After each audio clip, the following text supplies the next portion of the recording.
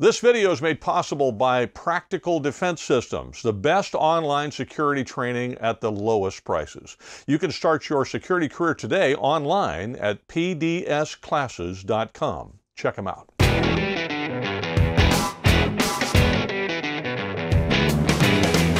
Hi, this is Joel Persinger. I'm the Gun Guy. Thank you very much for all of your support of GunGuyTV and everything that you do. I'm very, very grateful for all that you do. I do want to make you aware of a couple, 2 or 3 things.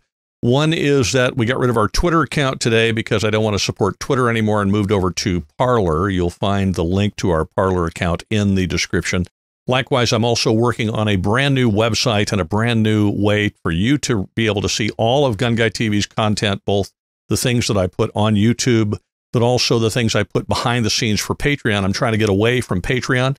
So I'm actually going to start a website called GunGuyTV Crew, and I will invite you to join the GunGuyTV Crew on that website. As soon as we're ready to roll it out, I'll announce it, but I wanted to give you a heads up right now. Now, in order to try to deal with the crazy situation we find ourselves in as of a couple of days ago when we discovered that I guess Slow Joe, China Joe Biden is actually going to be President of the United States, I've asked Sam Paredes, my dear friend, to come on the show and tell us at least what's going on with California, and hopefully encourage us a little nationally. So let's go talk to Sam. Hi, Sam. Thank you very much for joining us. I really do appreciate it. It's nice to see you. You're looking younger. I'm amazed. How do you do that?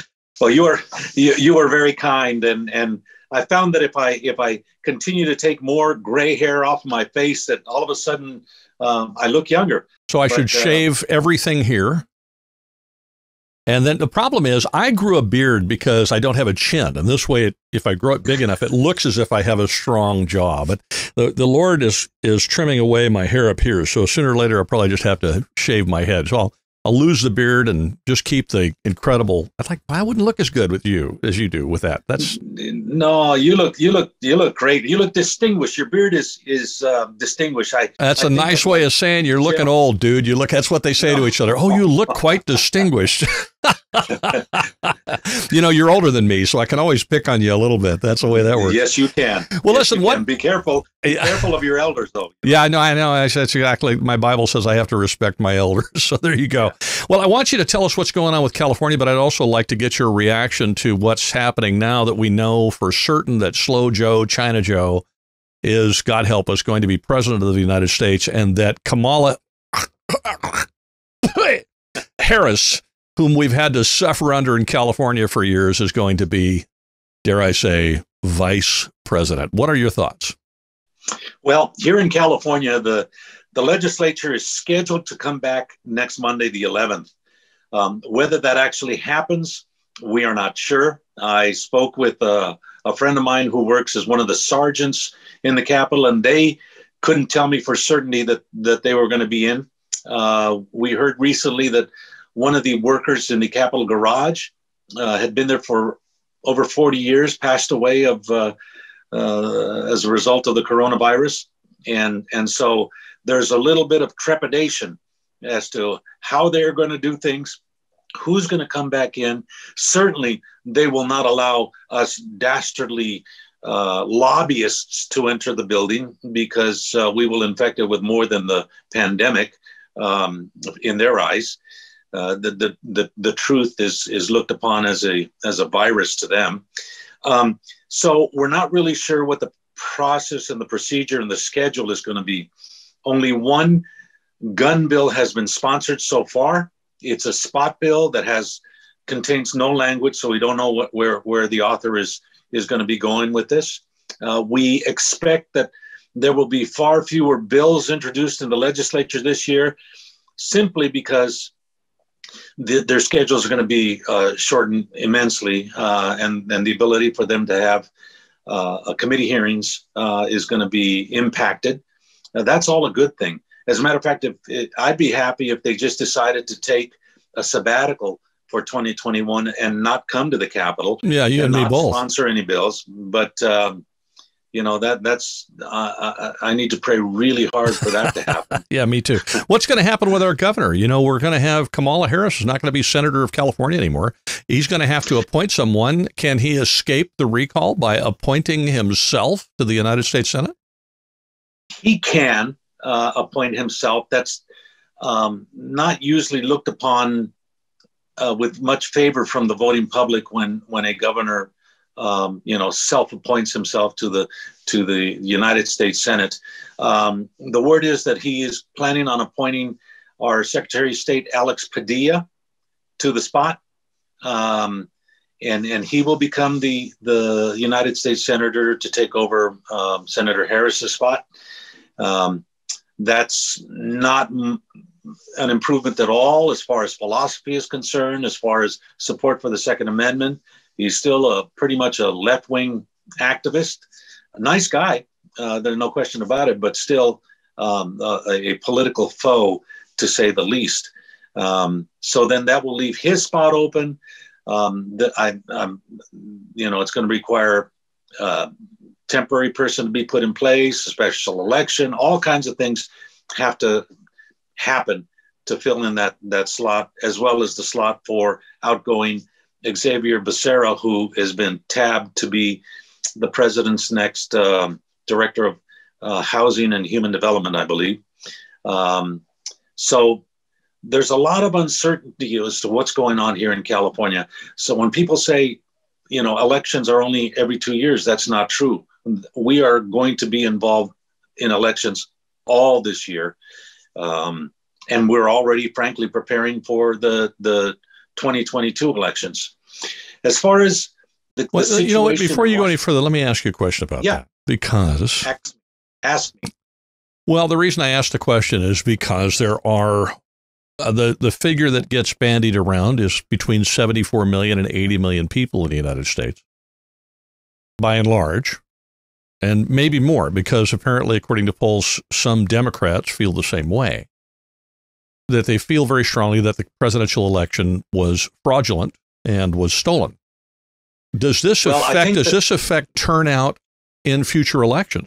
But there are going to be plenty of opportunities for us to fight to prevent that from happening again. In individual states, we can organize and get the state legislature and the secretaries of state and those people that are involved with governing elections in those states.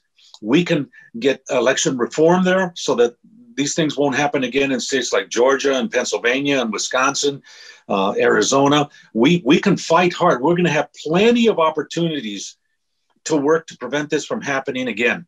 Now that it has been exposed to the extent that we have now seen, and if we do our job in informing people that there is something that we can actually do about it to fight this corruption, and if we organize our people to fight in the individual states to gain the election reform, because it is in fact the legislatures who govern federal elections. They are the only ones. It's not the governor of the state. It's not the secretary of state. It is the state legislatures. And we fared pretty well in state legislatures across the country. As a matter of fact, we did not lose a single state legislature to the left, and gained in some of the states where the left is in power. So this is not the time to say, I'm packing up all my possibles and heading for the hills.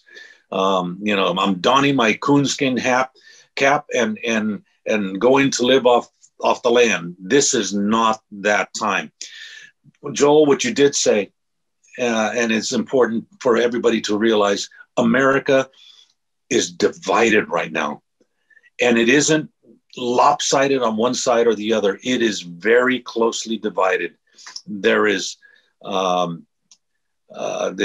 we are in a unique situation where the left has grown and they have half the country, and the conservatives, so the right, continues to be strong, and it has half the country and half the voters. And we have to do whatever we can to maximize participation for those on the right. It would be almost certainly a shame to run away and turn tail on the situation. We have to stay engaged. This country is too important for us not to be engaged. Oh, I would agree with you. But the fact that we have an anti-gun president about to become president with an anti-gun vice president with an anti-gun Congress Mind you, the Senate doesn't really, I mean, the Senate may be, I mean, it's a 50-50 Senate as it came out, really.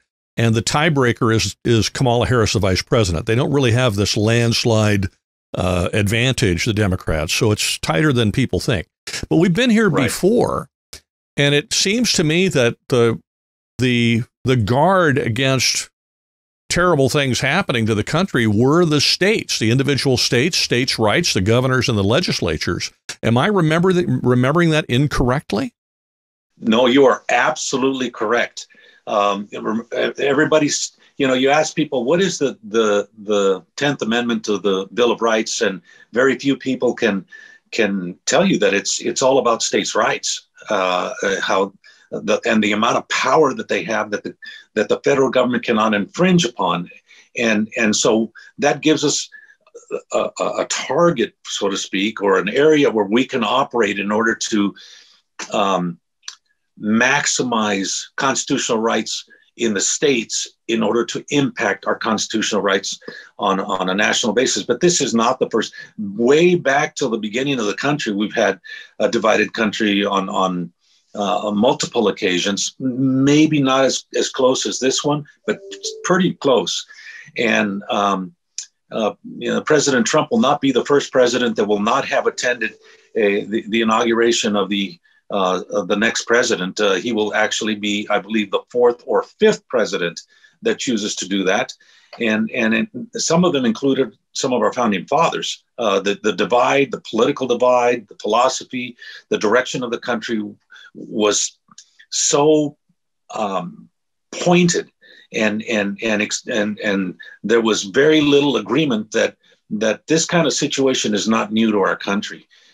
So we can overcome this, but it means that now is the time that we have to buckle down and do the work that it takes to do that.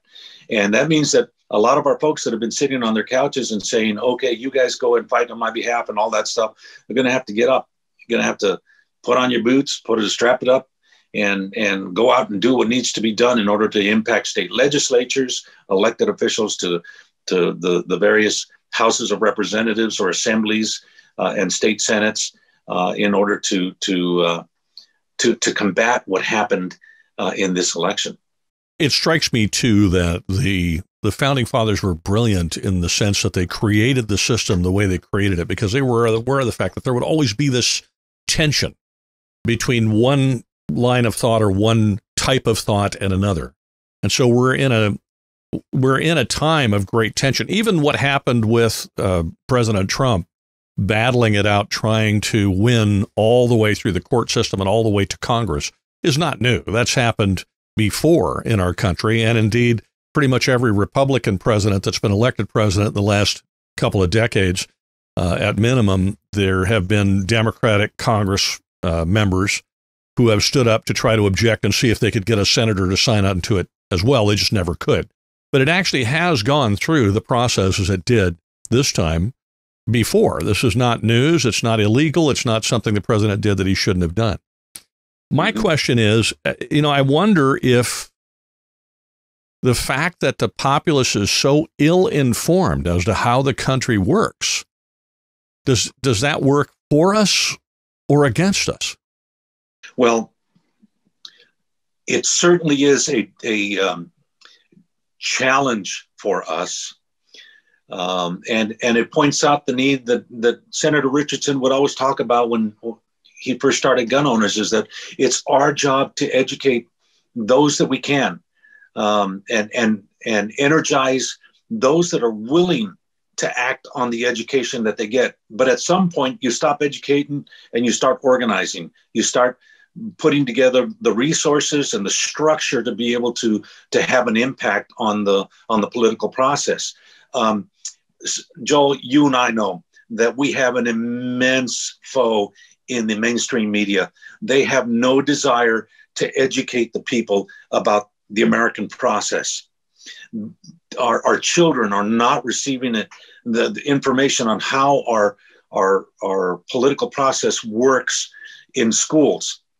So it is incumbent upon parents who believe in this country, who believe in the Constitution, who believe in right and wrong to take it upon themselves to make sure that they educate their children and their grandchildren, the generations that are to come, so that they understand how this country was built, what sacrifices our founding fathers made in order for us to be able to drive down to the grocery store to buy food, to go to the gas station, to take vacations, to jump in our car and go visit other family members, to buy homes, to own property, to shoot and enjoy our guns, to hunt, to fish, to do all of these things.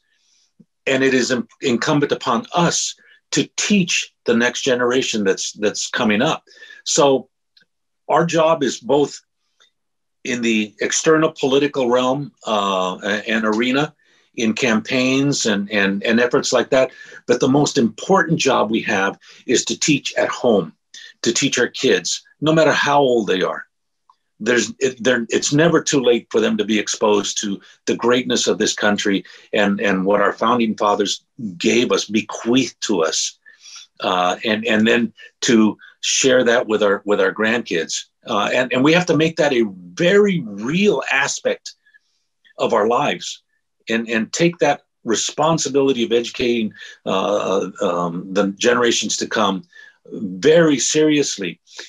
If all of us who believe, the half of the country that believes that we have the greatest country on earth, that we are exceptional, that the system is the best, and that our founding fathers sacrificed for us to be free, if all of them took that responsibility to teach their kids and their grandkids about the heritage of this country, I would venture to guess that our return to civility and to what is right and of respect for the Constitution would grow quicker than anything we can imagine. Sam, is it possible for a Joe Biden to just undo? Can he do anything he wants, or are there constraints there? And if so, what are they?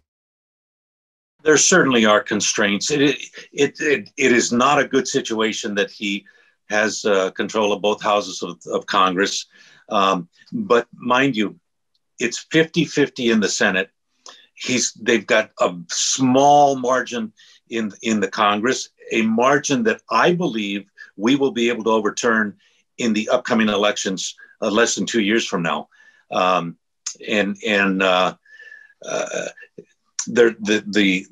filibuster is still a part of the United States Senate. There are only a couple of issues that are not filibusterable, which means that he needs 2/3 votes on many things in order to make progress in the Senate. And the Democrats are loath to totally get rid of the filibuster, because if they do, they know that when they are no longer in power, that fact will be used against them. And they know that it's a cycle, that they're in charge for a while and we're in charge. And that causes them no end of agony. And let me tell you, the left, they look forward. They look way forward as to what's going to happen. We tend to look at stuff that's right in front of our face and act accordingly, but they have a long-term view. We have to adopt that same long-term view. But the reality is, there are members, Democrat members of the United States Senate, who, if they voted in lockstep with Joe Biden, they know their term of office will be over at their next election. We've got members like Joe Manchin, who, if he voted anti-gun across the board, he would not be elected again for dog catcher. And frankly, his record is not 100% against us. As a matter of fact, on some of the issues that might be coming before the Congress, he's already opposed the types of issues that have been passed before the Senate. So nothing is this slam dunk. The media and the leadership and even the presidency are going to try to make it look like they have a lock on government in the United States, but they know that is not true. And I'm not being Pollyannish. I know that we are way behind the eight ball on this, so that we are not in a good place, and it should encourage us to buckle down and work harder, work smarter, and work for the long-term view. But no, there is nothing that's going to be a rubber stamp that's going to make it through the Congress very easily, because the members of the Congress are political animals. And the single most important thing to the vast majority of them, except the group of 5 or 6 in the Congress, is their next election. They want to continue to be a part of that Washington culture. They want to feel like they have influence in the swamp. And if they lose their election, they know that they're not coming back. So protecting their seats is the number one thing that we should expect from a lot of members of Congress. So we're going to have plenty of opportunities to fight back. And if they don't get rid of the filibuster, they're talking about they want to pack the court. What I find interesting about that is they want to pack the court, but you don't hear them chanting that. What's happening right now that I see is that the left is pressing our 82-year-old Supreme Court justice who's a liberal to retire now, so that Biden can appoint a very liberal justice, because they'll be there for a really long time, rather than waiting. So if they can get, I think it's Stephen Breyer, if they can get Breyer to retire, then he can appoint them. Well, if they wouldn't be worrying about Breyer retiring if they thought they could pack the court.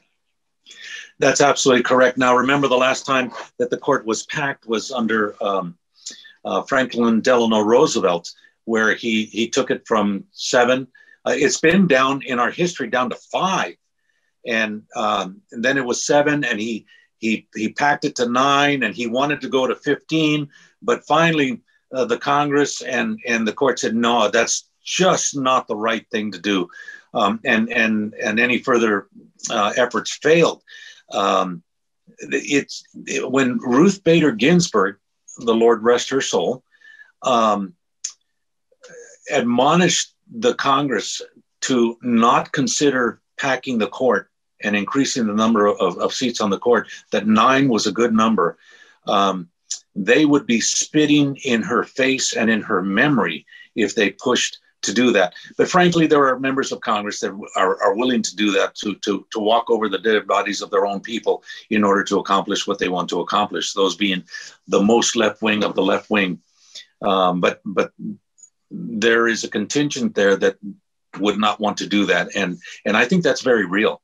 So if we understand that and we continue to put the pressure on them that, hey, you guys are treading on thin ice here if you try to do this. And if you don't think that this is not going to play well in Peoria back home, you've got something to think about. And we're going to see exactly what happens between now and the 2020 elections, that where people who try to run from the gate with left-wing objectives, how it's going to backfire on them. And I am hoping to see that the Republicans take control of the House and regain the Senate, which would in effect neuter President Biden-Harris. And he keeps calling her the president-elect. So I don't know. I mean, that dude, I don't think all of his cylinders are firing, but that's a whole different conversation. You're quite clear on this, and I just wanted to make sure that I stated that there are a lot of Democratic senators and Democratic House members from red states and or from states that used to be blue but voted overwhelmingly for Trump. Does that, you mentioned to me that their main concern is getting reelected. Does that play into their calculus when it comes time to, as you said, vote lockstep with Joe Biden and the thing he wants to do? Absolutely. And don't forget that this year is the year that all 50 states redistrict, go through reapportionment and redistrict all of the districts for legislature and Congress, and there will be some changes. I expect that California will probably lose at least one, maybe two congressmen that'll be attached to other states because of the drop in population or the lack of growth to keep up with the population growth in other states. So the amount of uncertainty that happens in this kind of a year where you have redistricting, you have a very tenuous hold on Congress and a new president. I'm telling you, there are going to be a lot of diapers that are going to be changed on a regular basis in the halls of Congress because they're going to look and say, oh my gosh, I can lose in an election. I can lose my district and reapportionment.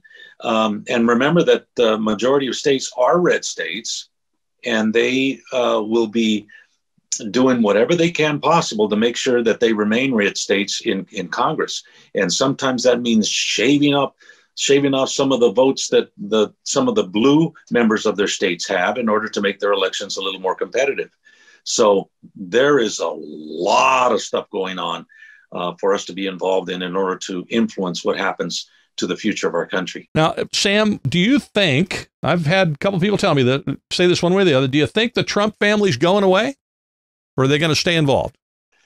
You know what? I think that the Trump family will go away every bit as much as the Obama family went away over the last 4 years. There's no secret that Barack Obama had a home right there near Washington, D.C., so that he can influence and advise and cajole and critique as much as possible. And I think that President Trump and the whole Trump operation is looking at 4 years from now, short 4 years from now, in order to make some sort of a return to power. I don't know if it's going to be President Trump himself who's going to seek re-election or somebody, but they're not going away. They influence the lives of so many Americans. So many Americans are working, earning a good living, and living a good life because of the things that President Trump was able to accomplish in America. The other side trashes him for what he says and what they don't like and his mannerisms and all that stuff. But you don't find them criticizing the achievements that he made because they know that it impacts so many people, more than half of the people who are citizens of the United States. So I would venture to guess that they're not going away really soon. And when we're encouraged by the left-wing media and the left-wing leaders it's time to come together. It's time to set our differences aside. Well, I think that what's going to happen is that President Biden-Harris is going to be treated very much like President Trump has been treated over the last 4 years. And I couldn't fault anybody. I think there should be appropriate criticism. I think there should be a constant watch over what they say and what they do. I think an analysis of the impact of the decisions and the directions that they go should be something that we should continue to push for, to point out, to educate people as to what it is that these people are doing to this country.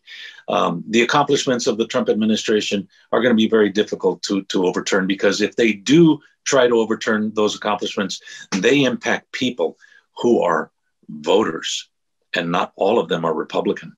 All right. What about California? We haven't talked about California yet. What's going on? Are there good things happening in California? Well, there's hope. That's a really good thing. The fact that in California, 4 Republicans defeated Democrats in seats that were held by Democrats, something that no one expected was even within the realm of possibility. I think that slowly we are seeing changes in the electorate here in California. We have tens of thousands, if not hundreds of thousands, of new gun owners in the state. They are now going to feel any attacks on the Second Amendment personally for the first time. And hopefully that will be the smoldering fire that needs to burn in order to get them to activate and be a part of the process to fight those who are impacting our constitutional rights. And you know, the state legislature, they're a bunch of scaredy cats. You know, they're no difference between them and members of Congress. That when they are elected to the state Senate or the state assembly, they have, for many of them, achieved the highest possible dream they could ever dream. They have achieved the pinnacle, and they want nothing more than to keep that.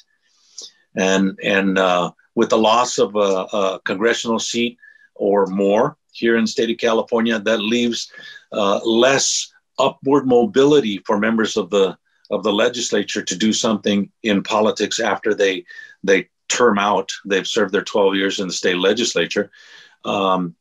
So I think we have to continue to look for opportunities here. They've already done virtually everything they can possibly do to impact and infringe on our Second Amendment rights. Anything else that they do will be on the edges, on the fringes. And I expect them to do that. But they also know that we have a Supreme Court with at least 5 and maybe 6 judges who will vote to defend and support and restore the Constitution, especially the Second Amendment. And if they get one ruling from the Supreme Court where the court directs all lower courts to use nothing but the text, history, and tradition of the meaning of the words whenever they come up with on Second Amendment cases, there is nothing that the lower courts will be able to do except follow that direction. Some of them will continue to flip them the middle finger, but ultimately we will win those cases. Given that situation, we will have what we need to work to overturn most, if not all, of the unconstitutional anti-Second Amendment laws that are on the books in California as well as other states. We will be able to restore the Second Amendment to its appropriate place in our political world, and we will begin to be able to get rid of all of these novel theories that everybody has come up with as to why their anti-gun laws do not infringe on the Second Amendment. And that is where we are. And that is why we are spending so much time focusing on issues in the courts. So the question then becomes, you have Biden Harris Biden, whatever you want to call him, China Joe. And they're talking, they want to do the assault weapons ban, and they want to reinstate that, and they want to do this and that and the other thing. We have these court cases that basically cover those things.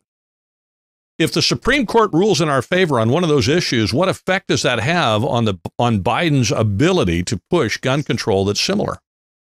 Well, what will happen is that the minute he signs a piece of legislation, we go to court immediately, and in order to overturn them, whatever they try to do, we'll challenge everything, absolutely everything that comes out of Congress that violates the Second Amendment.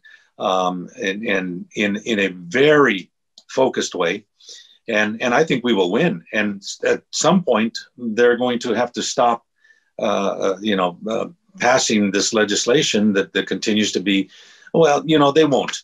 Like you said, they're very tenacious, and they're going to continue to do it. No, they're zealots. They're going to keep doing it regardless. That's for sure. Yeah.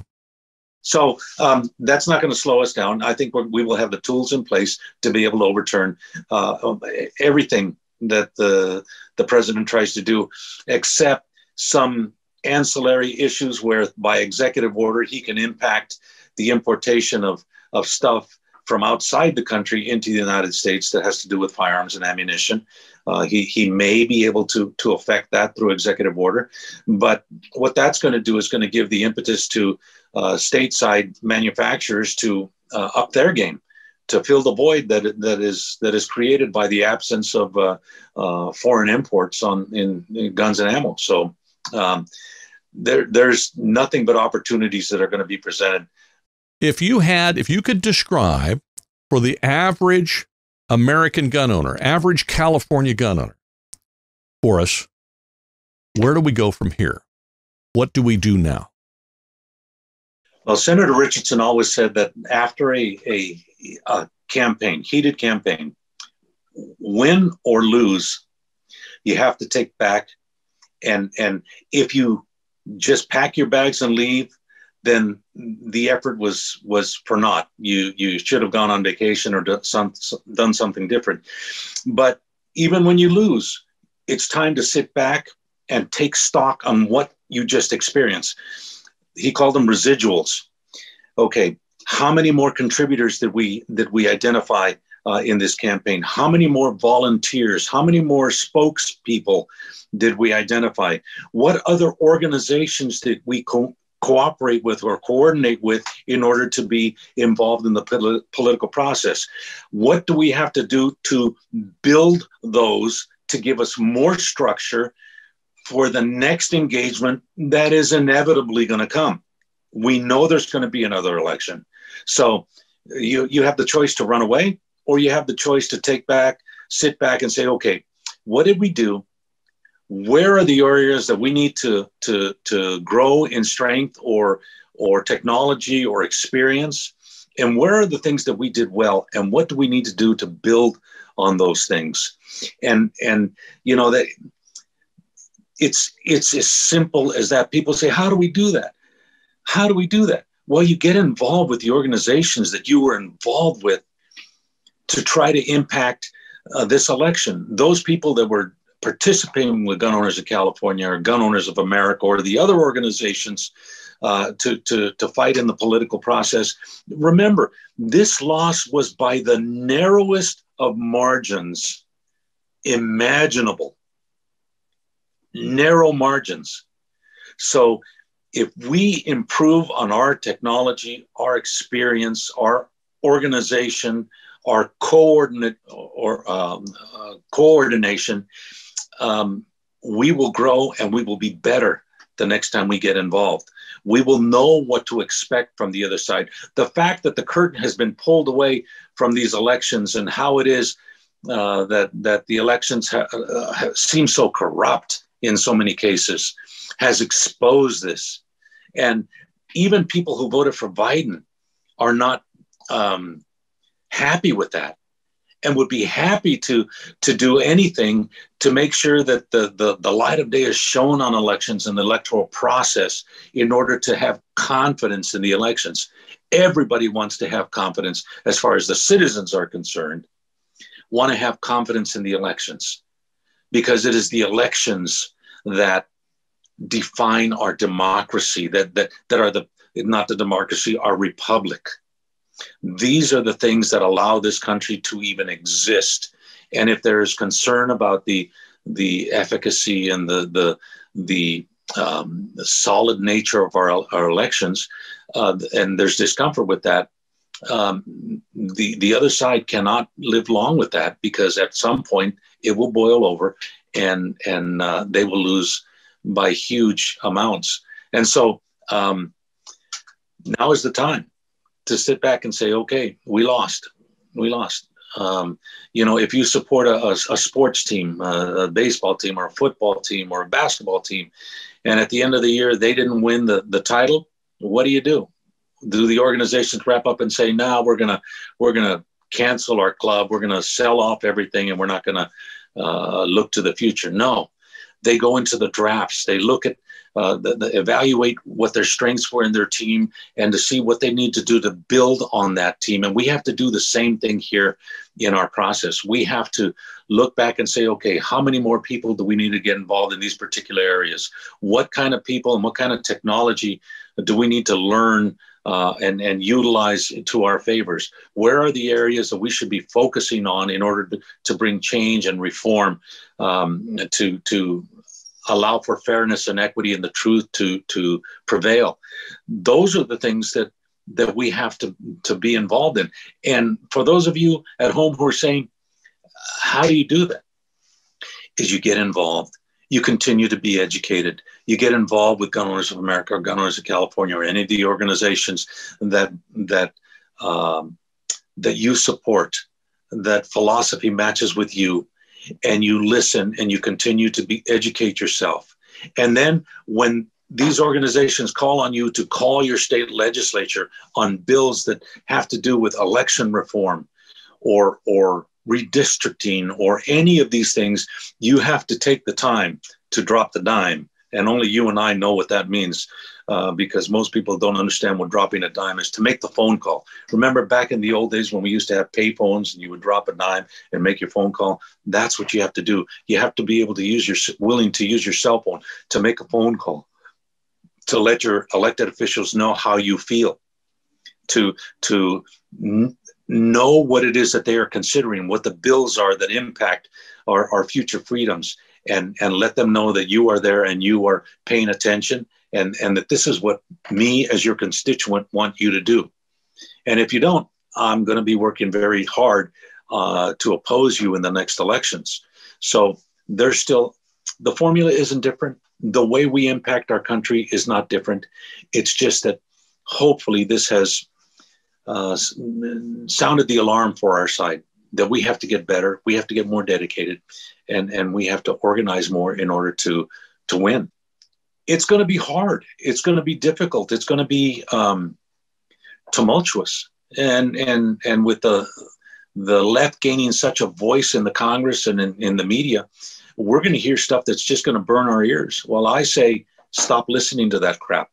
Turn off your TVs and the mainstream media and stop reading those horrible newspapers. Look to the alternate media that is presenting you with the facts and not opinion, with the news, reporting on actually what happened and what's going on, as opposed to offering their politically stilted opinion, and work accordingly. Then organize with the people who believe like you do in order to have an impact. That's what we need to do.